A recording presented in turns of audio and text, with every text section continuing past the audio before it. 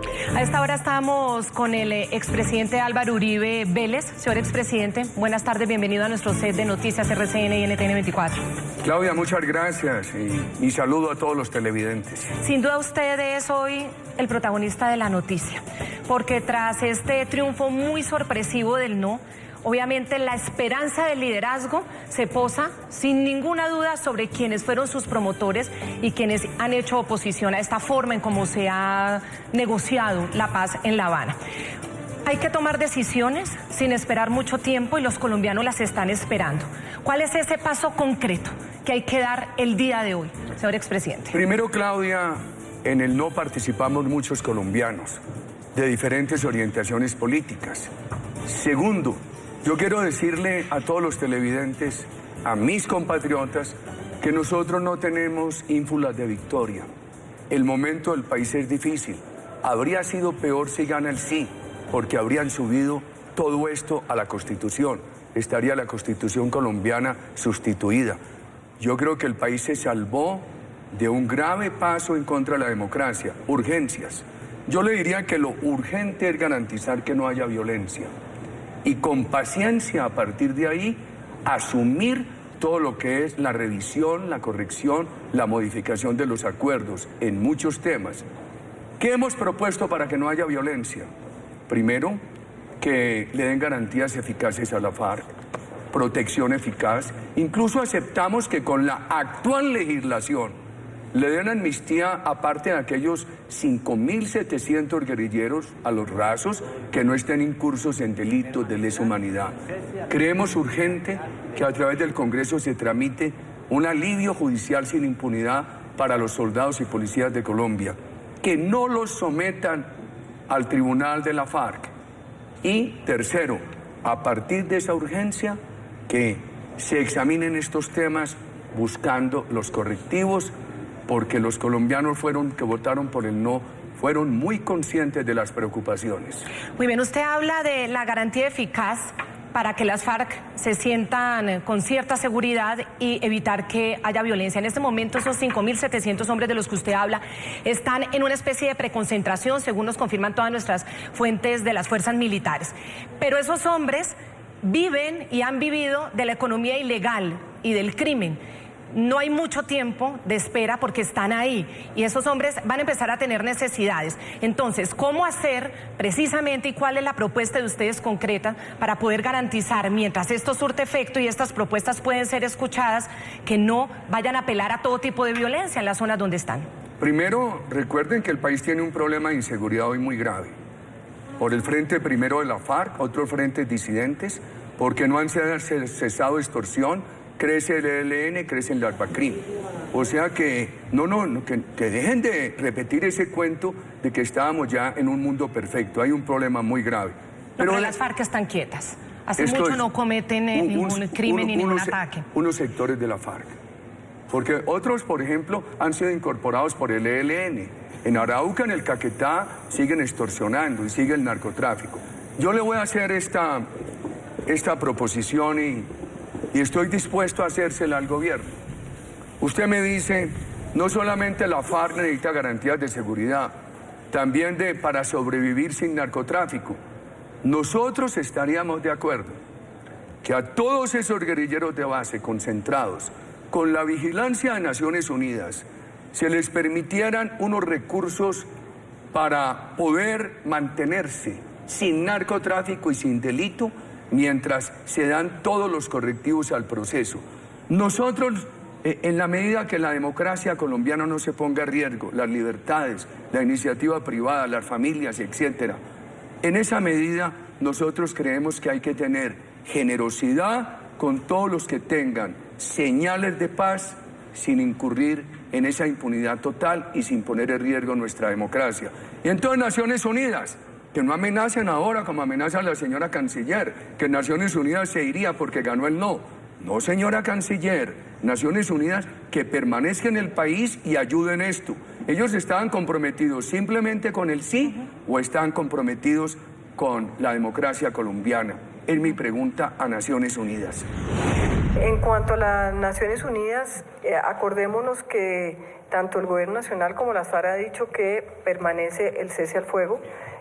Luego ellos están en ese monitoreo del cese al fuego, pero también es algo que se va a definir dentro de poco tiempo, porque el mandato de la misión política de la ONU a través de la resolución de enero de este año dice que es por un acuerdo de paz, y pues en este momento no tenemos el acuerdo de paz. El acuerdo debía ser refrendado por el pueblo colombiano, no fue refrendado.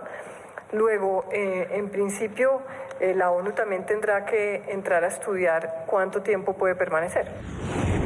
Pero entonces, la pregunta concreta es, señor expresidente Uribe, proponerle a las FARC que continúen en su ingreso a esas zonas de normalización mientras se renegocia digamos, los acuerdos.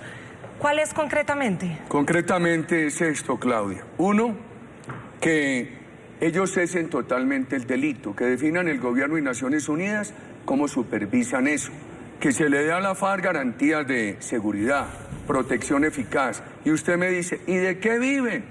Si tienen que abandonar el narcotráfico. Nosotros no nos oponemos a que haya una ayuda económica para poderle garantizar que sobrevivan, mantenimiento a esas personas de la FARC que tendrían que estar allí bajo una monitoría de Naciones Unidas, garantizando que haya seguridad, que no haya violencia y que se revisen los acuerdos. Esto es un tema de fondo.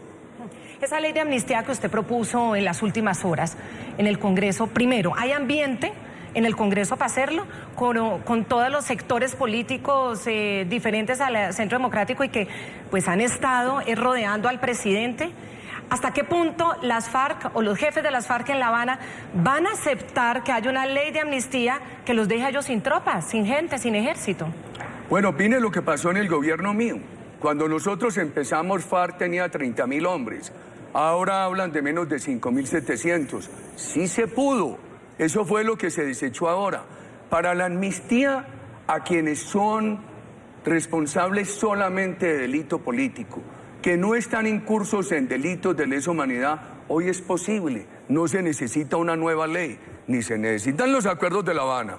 Los acuerdos de La Habana los necesitan es para darle impunidad disfrazada e impunidad abierta a delitos de lesa humanidad. Hoy, para cumplir con la normatividad democrática, de darle un beneficio de amnistía a aquellos que quieran deponer el ejercicio armado, quieran comprometerse con la paz, la legislación colombiana es suficiente siempre que no estén incursos en delitos de lesa humanidad. Pero además proponemos otra cosa, Claudia. Nosotros insistimos en algo que hemos presentado hace mucho rato, el proyecto para aliviar judicialmente a los soldados y policías de Colombia, que en estos acuerdos los pusieron en el mismo nivel del terrorismo. Ayer le decíamos al gobierno, a los congresistas de la Unidad Nacional, por favor, que se tramite eso. Yo creo que es bueno para el país, es justo con las Fuerzas Armadas.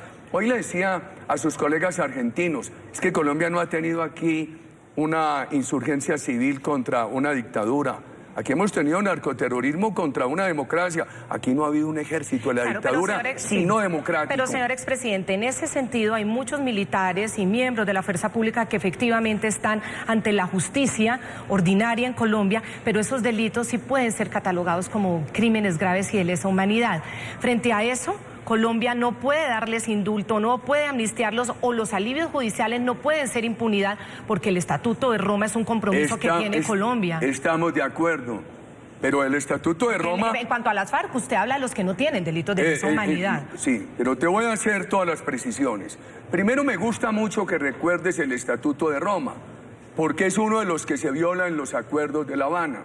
Y segundo, nosotros hemos sido muy claros que se le dé a los integrantes de las Fuerzas Armadas un alivio judicial sin impunidad. ¿Qué es un alivio judicial sin impunidad? Por ejemplo, hemos propuesto que a partir de que aquellos que tengan una condena y que estén en guarniciones, presos, con un porcentaje de la pena cumplida, puedan tener el beneficio de la libertad condicional.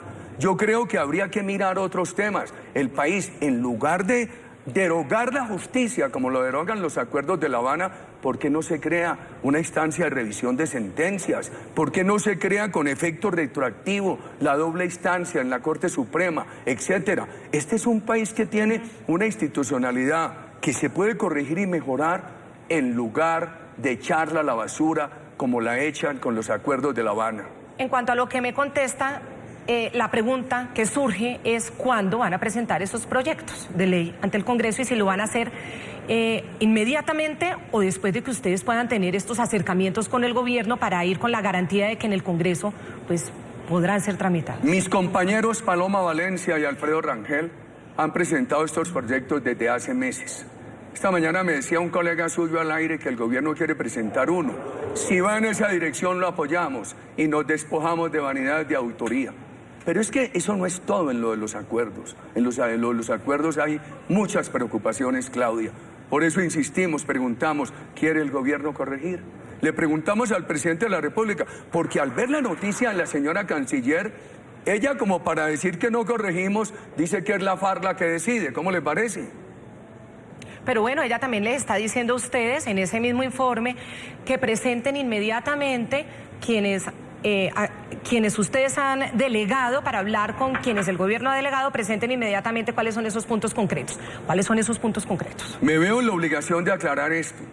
Nosotros en el Centro Democrático somos parte del no, pero hay muchos colombianos que deben estar representados en esa comisión del no, porque tienen razones para haber votado por el no. Yo tengo que ser muy cuidadoso con mis compatriotas y decir, los del Centro Democrático apenas somos una parte. Me hace la pregunta que hizo la canciller, que presentemos las observaciones. Señora canciller, usted las conoce. Se las presentamos en múltiples ocasiones a unos delegados del gobierno. Nuestros argumentos fueron desatendidos. Todavía ayer le presenté una al ministro de Hacienda. Por favor, ¿qué vale la reacción de ustedes a esas proposiciones? Pero ¿hay espíritu de corregir o no hay? Yo inclusive quisiera preguntárselo al señor presidente de la República. ¿Y por qué no se ve usted con el presidente de la República? El presidente ya públicamente en su alocución presidencial el domingo, aceptando que había ganado, él no dice que hay que hablar con todos los sectores y que iba a extender esta invitación. ¿Por qué no se reúnen y hablan? En este momento están nombrados 3 delegados del gobierno y 3 delegados del Centro Democrático que tendrían que complementarse con los delegados de otros partidos por el no.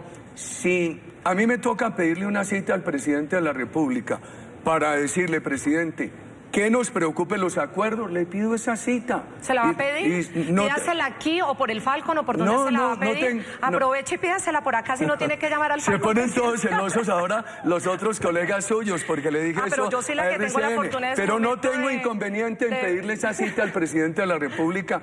Ir allá, no puedo ir solo. Esto es un grupo. Y decirle, vea, presidente, respetuosamente, nuestras preocupaciones son estas. ¿Sabe qué le dije yo a Mauricio Cárdenas, el ministro? Hombre, no van a hacer lo del Salvador que acabaron la economía.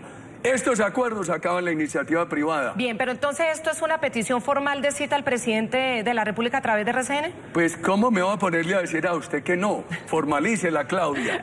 Pero déjeme decir algo. Yo a formalizar. Señor presidente Juan Manuel Santos, formalícela, el señor Claudia. expresidente Álvaro Uribe le acaba de pedir una cita. Seguramente en pocos minutos se la estará contestando. No tengo Pero duda. también me le dice a los otros compañeros que me acompañen. ¿Quiénes son esos compañeros pues que deben ir? Muchos. El expresidente Pastrana, la excandidata Marta Lucía, ¿quiénes? El doctor Ordóñez, hay muchos... Pero tampoco le meta tanta gente no, porque pero hay, si no hay se le unos vuelve reunión colombianos de gigantesca. sectores religiosos. Si por las circunstancias él me diera esa cita ahora y me tengo que ir para allá, le digo, presidente, mire, muchos temas que corregir, escúchelos todos. ¿Sabe qué le dije al ministro Cárdenas? Esto es bien importante. Pero es porque importante yo creo que usted formalice eso. Está formalizado a través suyo, Claudia. Despójese de ser periodista y formalice esa cita. ¿Sabe qué le dije al ministro Cárdenas? Ministro, vea, si yo le doy a usted, yo me comprometo a darle 100 pesos a usted. Y yo hago todo lo posible para no conseguirme esos 100 pesos, ¿cómo le voy a cumplir? Ustedes se comprometieron a darle un platar a la FARC cada año y están haciendo lo posible para que eso no se dé, porque esos mismos acuerdos matan la inversión privada en Colombia. ¿Cómo le van a cumplir? Y le dije, mire lo del Salvador, en el acuerdo amarraron la economía funcionó muy mal. Se creó desconfianza e inversión, produjeron una crisis social. A los 16 años la guerrilla se apoderó del poder. Lleva 7 años allí y están hoy en el peor de los mundos. Le digo a los sectores trabajadores y sociales de Colombia, necesitamos inversión, que los acuerdos le crean un grave riesgo para que haya simultáneamente políticas sociales. De esos temas puntuales, si quiere, hablamos en un momento, señor expresidente. Formalice la cita. Ya acabo de volver y decirlo, y usted me excusa con sus colegas, no, porque pues, se van a poner celosos, y yo con 32 emisoras a la FARC necesito que me ayuden los colegas suyos. No, pero mire, señor expresidente, usted me está diciendo acá que no tiene ningún problema en ir a reunirse con el presidente Juan Manuel Santos, y seguramente esta petición a través de este medio ya le está llegando. Quiero que escuche también al ministro del Interior, quien acaba de asegurar que el gobierno sigue adelante con el propósito de alcanzar la paz y que existe la disposición de un diálogo constructivo. Pidió que los delegados, sus delegados del Centro Democrático, viajen a La Habana. Vamos a ver qué dijo. El gobierno tiene toda la disposición de ese diálogo, pero hay que recordar, obviamente, lo importante sería que todos estos temas que se plantearon durante la campaña, todas estas modificaciones a los acuerdos, pues vayan y acompañen a los delegados del gobierno, a la gente del Centro Democrático, y lo planteen abierto y directamente a las FARC. Esa idea no está mal, no suena mal, es decir, digamos, esa Colombia que ustedes representan ha pedido a través de esta votación en el plebiscito ser tenidos en cuenta, ser escuchados. Correctivos y de fondo. Y por eso, pero eso se requiere entonces participación de las propuestas de ustedes. ¿Les suena o no les suena mandar delegados del Centro Democrático, incluso de esos otros sectores políticos de los que usted hablaba, a que tomen asiento también en La Habana? Tenga un poquito de paciencia. ¿Sabe qué me preocupa de las declaraciones del ministro y de la señora canciller? Dicen, no, es que los que tienen la palabra son los de la FARC. Perdón, el que representa al Estado colombiano, el jefe de Estado, es el presidente de la República. Si yo dijera hoy que nosotros vamos a asumir como negociadores, hombre, sería un irresponsable. Por la soberbia estaría atentando contra el Estado de Derecho, porque nosotros no tenemos esa competencia. No Ahora, la tienen, pero si se las autoriza el gobierno, la pueden tener. Yo hago una pregunta. ¿Qué sentido tiene ir a La Habana si el gobierno no manifiesta que sí, que hay que corregir los acuerdos? Mire lo que dijeron estos señores de la FARC. Estos señores de la FARC firmaron en el acuerdo que todo dependía del plebiscito. Nunca pensaron que lo podían perder, se perdió, y ahora lo acabo de ver nuevamente en RCN, dicen que esto no es reversible. ¿Es la paz un derecho contramayoritario? Porque es un derecho configurador y esencial de la dignidad humana. Así lo admite la Corte Constitucional, que además consigna en reciente sentencia que la consulta plebiscitaria no tiene efecto jurídico alguno. El efecto es político. El acuerdo final para la construcción de una paz estable y duradera ha sido firmado como acuerdo especial y depositado ante el Consejo de la Confederación Suiza en Berna. Ello le confiere innegable e irrevocable efecto jurídico. Las FARC-EP permanecerán fieles a lo acordado. La paz con dignidad llegó para quedarse.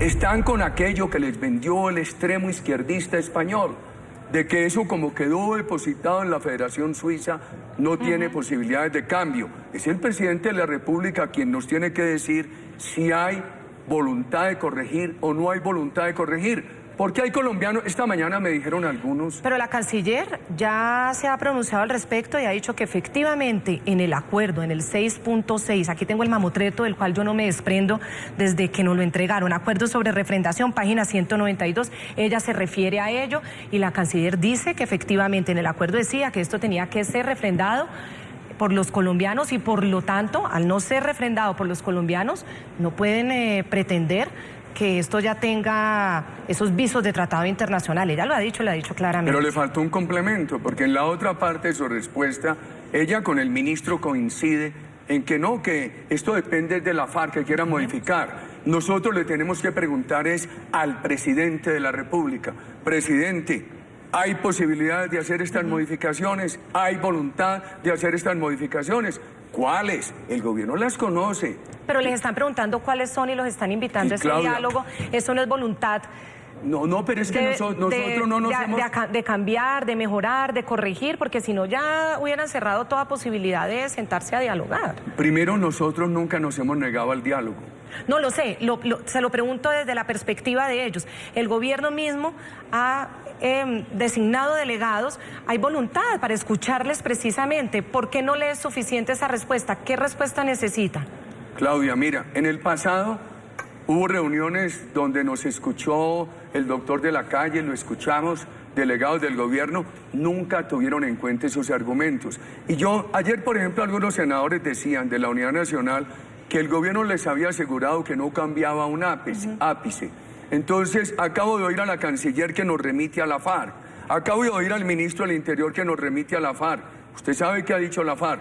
Por eso, el jefe del Estado es el que debería decir si sí hay posibilidad de hacer esos correctivos. Eso se lo va a decir en la cita que usted le acaba de pedir y que seguramente él le va a conceder. Vamos a ver, entonces, primer paso para irnos organizando. Esa cita con el presidente para hablar concretamente de cuál es la voluntad. Ese es un paso formal. Sí. Primer paso material, evite violencia en Colombia. Que hay hoy un problema muy grave. Evite que se agrande dándole esas seguridades a la FARC, esas garantías, la que usted pidió de manutención, que nosotros la aceptaríamos. Yo no la había pensado cuando llegué aquí, pero su pregunta, que era una petición, me parece lógica, nosotros la aceptaríamos. Y arreglemos el problema, esa injusticia con las Fuerzas Armadas de Colombia. Eso es lo urgente. La revisión, desde que esas condiciones se den, yo creo que no hay que acosar tanto como nos han querido acosar con la revisión. Además, diciéndonos la canciller, que entonces le digamos qué es lo que queremos. Señora canciller, se lo dijimos estos 3 años. ¿Cómo le dijimos tanto lo de San Andrés? Se lo va a volver a decir, se lo formaliza y no pasa nada. Se lo volvemos a decir, bueno, estimada Claudia. A propósito de esa postura que han asumido las FARC a través de sus cuentas de Twitter, en las que manifiestan que este acuerdo no podría ser revisado, pues en Noticias RCN estuvimos consultando con expertos en derecho internacional sobre ese llamado blindaje jurídico que las FARC y otros actores del proceso le atribuyen a los acuerdos. Entre otras cosas, advierten que este no tendría el peso de un tratado entre estados. Veremos, presidente. El hecho de que hubieran mandado una copia de esos acuerdos, o el acuerdo de La Habana, o como se quiera llamar, al gobierno suizo, no significa ni mucho menos que le dé el carácter de acuerdo o de tratado internacional. El expresidente de la Corte Interamericana de Derechos Humanos, Rafael Nieto Navia, aseguró que los acuerdos celebrados entre el gobierno y las FARC no adquieren calidad de tratado. Son unos acuerdos que celebró el gobierno con las FARC en virtud no del artículo 3 común, porque es que el artículo 3 común se refiere solo a derecho internacional humanitario, y aquí hablamos de tierras, y aquí hablamos de justicia, y aquí hablamos de una cantidad de cosas. Por su parte, el exfuncionario de Naciones Unidas, Juan Daniel Jaramillo, también respaldó la tesis en que no adquieren calidad de tratado internacional. No están blindados, porque el blindaje que se ha hecho es irreal. Un verdadero blindaje se hace con una declaración interpretativa que yo he aconsejado una y otra vez del Estatuto de Roma que establece la Corte Penal Internacional.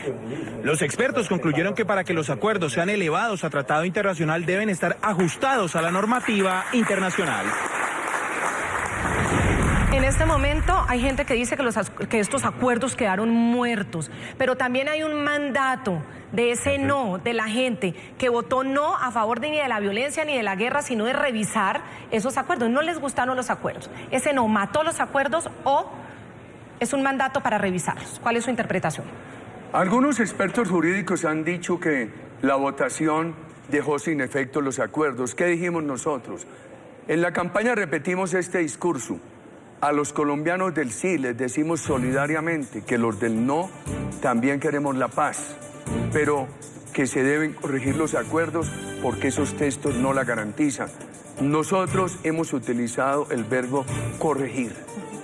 ¿Cuándo se reúnen sus delegados con los delegados del gobierno? ¿Ya tienen fecha? No sé esa agenda, Claudia, pero nosotros procedimos ayer prontamente porque ¿cómo nos vamos a oponer al diálogo?